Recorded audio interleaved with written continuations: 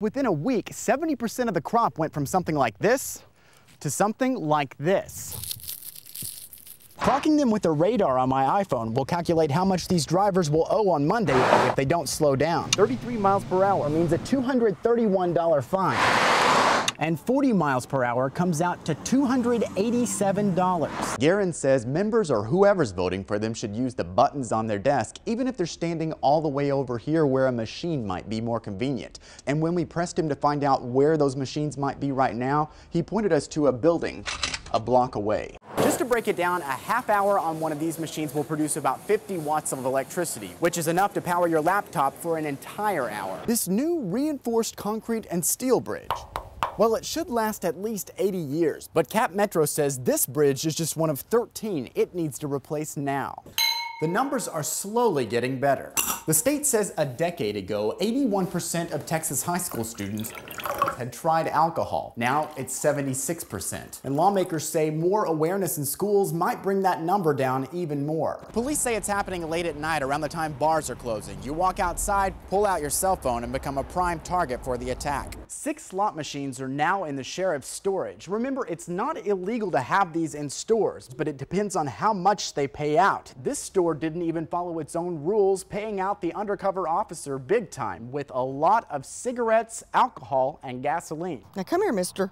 Come on. On a stroll through Smithwick Cemetery, Come on, Bo. Come on, baby. Judy Cox takes the newest member of her family on a tour of tombstones. These are my grandparents. But little Bo Barkley might not understand the heritage here, I think I'm kidding everybody up here. or the accusations coming from Cox. You wouldn't ever dream anybody would do such a thing.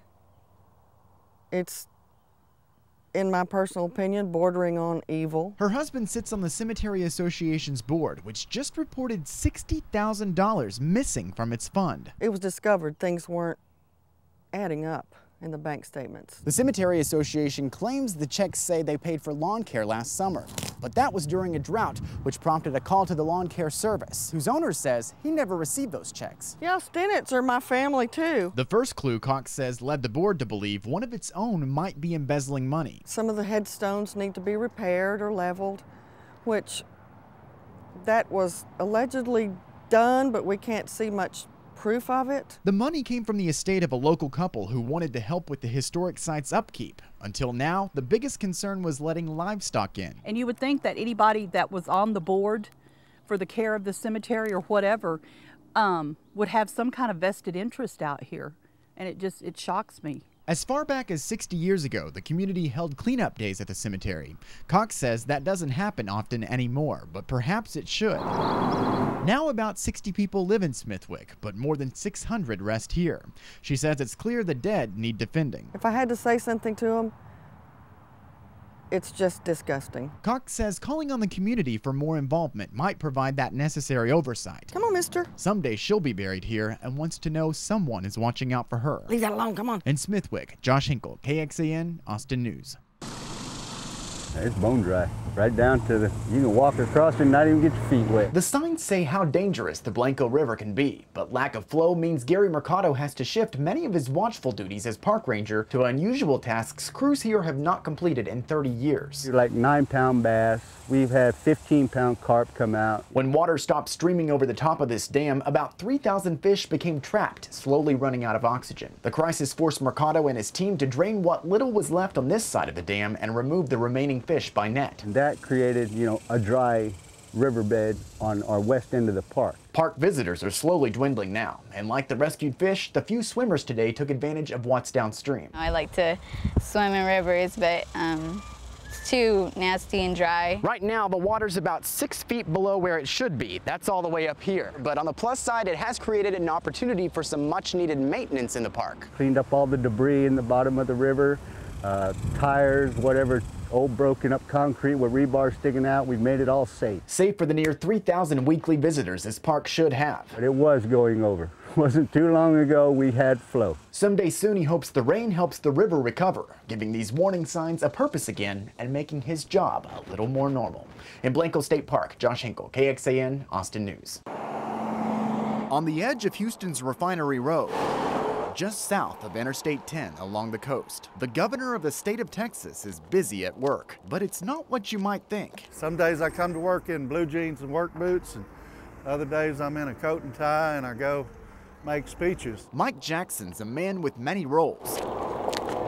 Managing this construction company in LaPorte, serving in the state Senate, running for Congress, and for 15 days so far, filling in for Governor Rick Perry while he's out on the presidential campaign trail. We don't have any big state crisis or any thing take place that would require any immediate action, but you also know that in the event you do, that's your job to do it. You know this guy here on the right where my thumb is? He looks like he might be a nice man. I don't know. Is he good? What about this guy? I don't know anything about him, so I'd have to do some research. My husband, who watches a lot of news, never told me about it. Here's how it works. When the real governor's out of state, there's a chain of command. First, the lieutenant governor, then the Senate pro tempore, that's Jackson, then the Speaker of the House, the Attorney General, and finally, the Chief Justices of the Courts of Appeals. The acting governor's system is nothing new, but it really flew under the radar since Governor Richard Koch's administration back in 1876, when it probably took a fair amount of time to get back to the state to take charge. It has come up in recent years with presidential campaigns, like 2 governors ago when Ann Richards campaigned out of state for Bill Clinton, and most recently George W. Bush when he ran for president. You'd think he was in Texas if you didn't know better. For the first 152 days of Perry's own presidential campaign, his office says he's been out of state 119 times. That's 119 times someone else has been the acting governor.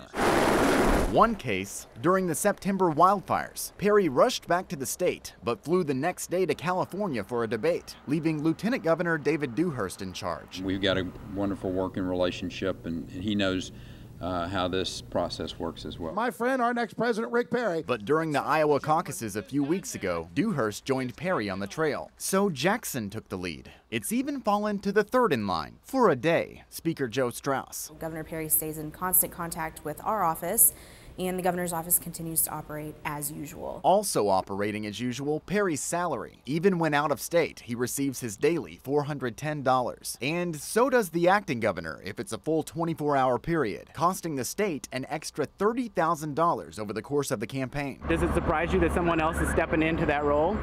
Well, someone has to. I guess stuff has to get done. I think it's absurd. If I left my job for 15 days, I probably wouldn't have a job. Nothing but a bunch of bureaucratic bullshit. Perry's officials say that money's in the budget, but they also admit modern technology usually eliminates the need for an acting governor. We have internet and cell phones. It's a lot easier for Governor Perry to continue to conduct state business even when he's outside of Texas. Jackson says his title of acting governor has mostly been just that, a title. To some, it's costly and archaic, but to him, it's simply an honor. People want to shake my hand and say, hey, I just shook hands with the governor.